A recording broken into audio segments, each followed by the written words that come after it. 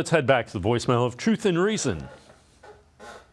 Hey guys, Dan in Maryland again. I just wanted to say I appreciate you doing some of the recent pieces you've done, pointing out that David Bell was not quite the bust last year that some people want to make him out to be for some reason. I frankly find the notion of the Browns cutting him to be comical, bordering on ridiculous. I realize this is a kid who does not test off the charts athletically, but let's remember that mock drafts had him going in the second round. A few had him slipping into the first round. I realize he didn't, catch a lot of balls his rookie year. We can debate why all day long, but this is still a good, talented receiver who knows how to catch the ball. And the fact is, very possible that this time next year, Amari Cooper, Donovan Peoples-Jones, and Marquise Goodwin are all going to be gone from the team. At the very least, two of the three will probably be gone from the team. And so while we may not need him much this year, I think he very much factors into the Browns' plans for the future, particularly the next couple of years after this year when he's still on a cheap rookie deal. And the Browns have to start making some tough choices with regard to their salary cap. Anyhow, keep up the good work and go Browns.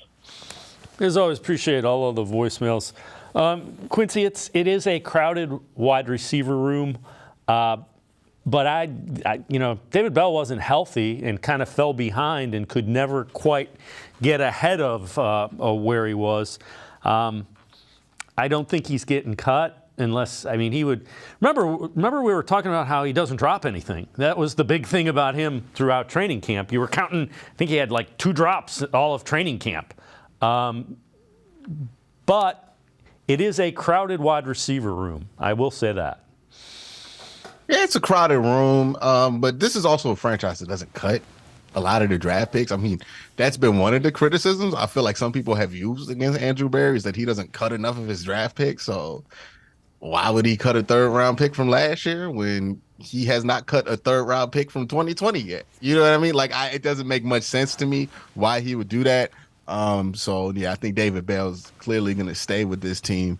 And yeah, his future is not right now, for this team. I think his future is for a couple of years with this team. And for whatever reason, if the needle isn't pointing like sky high up with the rookie at the end of year 1, people tend to just be real easy to give up on him, which is interesting, right? Because we're all excited about Elijah Moore, and I don't think we should not be excited about Elijah Moore. I think we should be excited about Elijah Moore.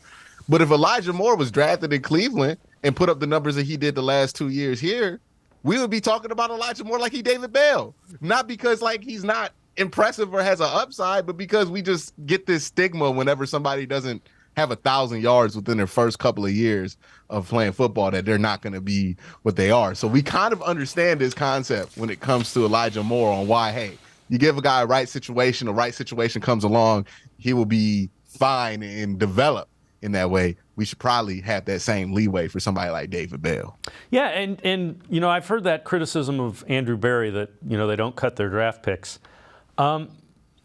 There's something to be said for, I respect our evaluation of players. We evaluate, if you evaluate players to be good, then you have to give them time to develop to be what you saw in them. Yeah, look, I'll always remember the Browns drafted a dude named Vince Mailey in the 4th round one year and cut him in training camp. And that's when I knew the team was never going to be good that year because that's just dysfunctional. Right? This is a far cry from dysfunction. Whether you like that they're so patient with these players or not, whether you like that they give them a chance to develop or not, we would also be crying if we cut one of these dudes in year 2 like we have before, and then they develop into somebody why did we give up on them, right? So if you draft them, if you believe in a player enough to draft them, especially within the first 3 rounds of the NFL draft, you owe it to yourself and that player to see it out as long as you can for it to make sense.